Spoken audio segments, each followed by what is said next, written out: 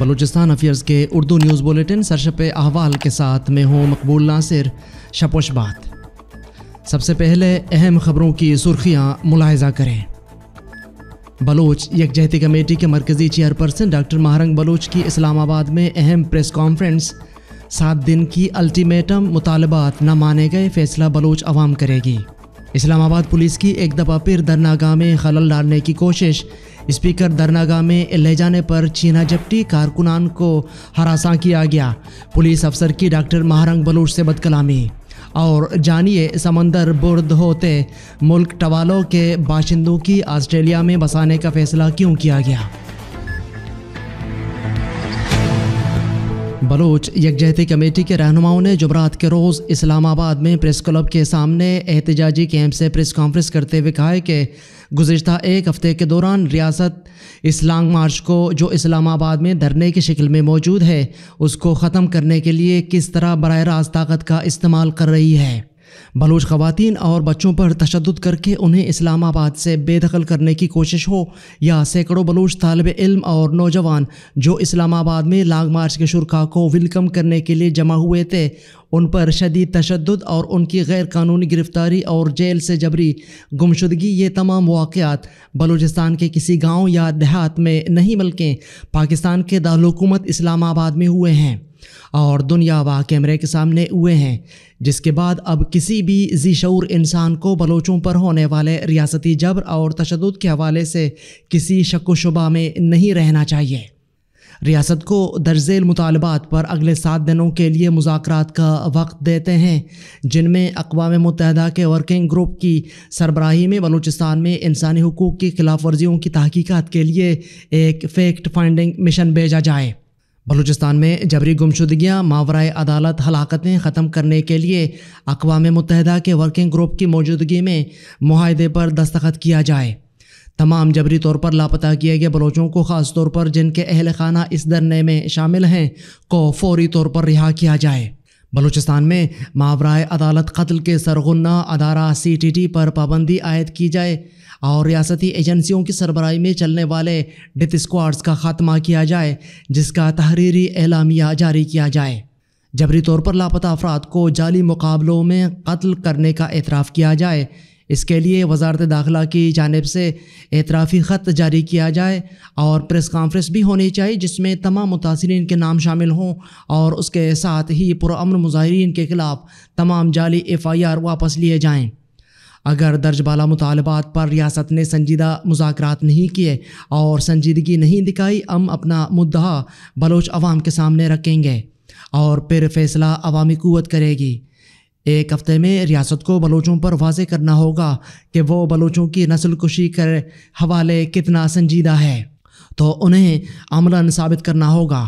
Press conference سے قبل اسلام آباد پریس کلب کے احاطے و دھرناگاہ میں سیمینار کا انعقاد کیا گیا، جس میں بلوچ خواتین رہنماؤں سمیت لاپتہ افراد کے لواحقین نے اپنی دکھ بھری خطائیں دنیا کے سامنے بیان کی ہے۔ جمعرات کی دوپہر دھرناگاہ میں تعینات پولیس اہلکاروں نے بلوچ یکجہتی کمیٹی کے کارکنان نے جب باہر اسپیکر منگوا کر اسے دھرناگاہ میں لے جانا چاہا تو اسے اسلام آباد پولیس کے اہلکاروں نے چھیننے کی کوشش کی، جس میں بلوچ یکجہتی کمیٹی کے مرکزی چیئرپرسن ڈاکٹر مہرنگ بلوچ اہلکاروں کو اجتناب برتنے کو کہا۔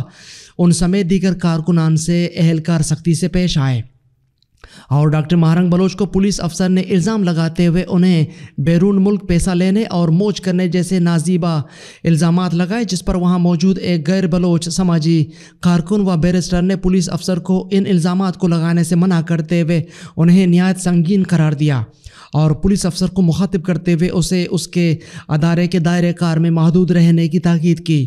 بعد ازاں ڈاکٹر مہرنگ بلوچ نے اسپیکر پولیس اہلکاروں سے چھین کر انہیں دھرناگاہ میں پہنچا دیا۔ پاکستان کے معروف اینکر پرسن عمران ریاض خان نے گزشتہ روز بلوچ یکجہتی کمیٹی کے دھرناگاہ میں اپنی اہلیہ کے ساتھ شرکت کرتے ہوئے ڈاکٹر مہرنگ بلوچ سے لاپتہ افراد کے حوالے سے ماضی میں دیے گئے اپنے بیان پر معافی مانگ لی۔ لاپتہ افراد کے لواحقین سے اظہار یکجہتی بھرپور آواز اٹھانے کی یقین دہانی کرائی، جبکہ ڈاکٹر مہرنگ بلوچ نے ان کی خیریت دریافت کی۔ ڈاکٹر مہرنگ بلوچ اور لاپتہ افراد کے لواحقین کی جانب سے عمران ریاض خان کا شکریہ ادا کیا گیا۔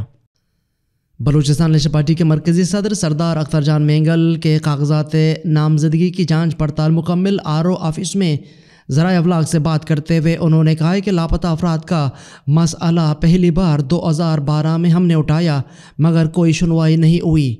خواتین اپنے پیاروں کی بازیابی کے لیے خود چل کر اسلام آباد پہنچ گئیں مگر افسوس کہ ان پر صوبائی اور مرکزی حکومتوں کی جانب سے FIR درج کی گئی، لاٹھی چارج اور ٹھنڈے پانی سے ان کا استقبال کیا گیا جو کہ کسی بھی مہذب معاشرے میں نہیں ہوتا۔ گورنر بلوچستان اسلام آباد میں موجود ہے، یکجہتی کمیٹی کے مسئلے کو حل کیے بغیر خالی ہاتھ نہیں آئیں گے۔ اسلام آباد میں ہماری بچیاں ہیں، ان کو کسی بھی صورت تنہا نہیں چھوڑیں گے۔ کوئٹہ میں پٹیل باغ کے قریب نامعلوم افراد کی فائرنگ سے ایک شخص ہلاک ہو گیا جس کی لاش سول اسپتال منتقل کر دی گئی۔ مقتول کی شناخت بلاول خان ولد امان اللہ سکنا جان محمد روڈ کے نام سے ہوئی ہے۔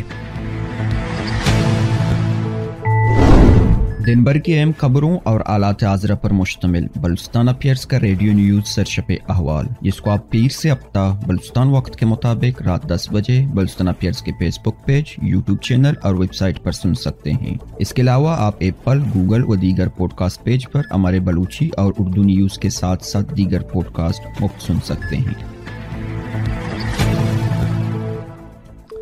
عالمی اور علاقائی خبریں۔ تیزی سے سمندر برد ہوتے چھوٹے سے ملک ٹوالو نے آسٹریلیا سے معاہدہ کیا ہے جس کے تحت اس کے تمام باشندوں کو اگلے 40 برس کے دوران آسٹریلیا منتقل کر دیا جائے گا۔ غیر ملکی خبرساں ادارے کے مطابق ٹوالو کا رقبہ 10 مربع میل ہے۔ یہ بحر القاہل میں آسٹریلیا اور ہوائی کے درمیان واقع ہے۔ اس کی آبادی 11,000 ہے۔ اس کے دارالحکومت کا نام فانا فورٹی ہے۔ تیزی سے سمندر برد ہوتے ہوئے ٹوالو کے بارے میں ماہرین کا خیال ہے کہ اس کے تمام باشندوں کی آسٹریلیا منتقلی سے پہلے ہی یہ جزیرہ رہنے کے قابل نہیں رہے گا۔ ٹویٹر کے شریک بانی کا نیا سوشل میڈیا پلیٹ فارم بلو اسکائی صارفین کے لیے کھول دیا گیا۔ ایلون مسک کے social media plate form x کو تھریڈز کے بعد ایک اور بڑے چیلنج کا سامنا ہے۔ ٹویٹر کے شریک بانی جیک ڈورسی کا نیا سوشل میڈیا پلیٹ فارم بلو اسکائی اب ایکس کو ٹکر دینے کے لیے تیار ہے۔ اب اس پلیٹ فارم کی پوسٹس دیکھنے کے لیے اکاؤنٹ بنانے یا لاگ ان ہونے کی ضرورت نہیں۔ در حقیقت اب ہر فرد بلو اسکائی ایپ یا ویب ورژن پر لوگوں کی پوسٹس کو دیکھ سکتا ہے۔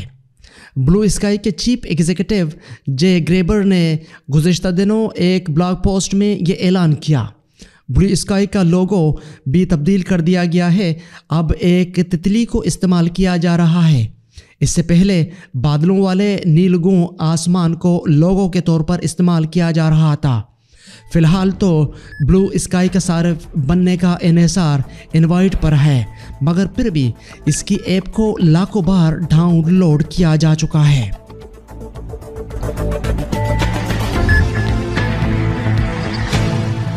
یہ تھے اب تک کی اہم خبریں۔ مزید خبروں اور ویڈیوز کے لیے ہماری ویب سائٹ اور یوٹیوب چینل سے جڑے رہیں۔ اس بلیٹن کے ایڈیٹر تھے خورشید کریم اور تکنیکی ایڈیٹر تھے عمر کریم بلوچ۔ مجھے بلوچستان افیئرز کی ٹیم کے ساتھ اجازت دیجیے۔ شب خیر بات۔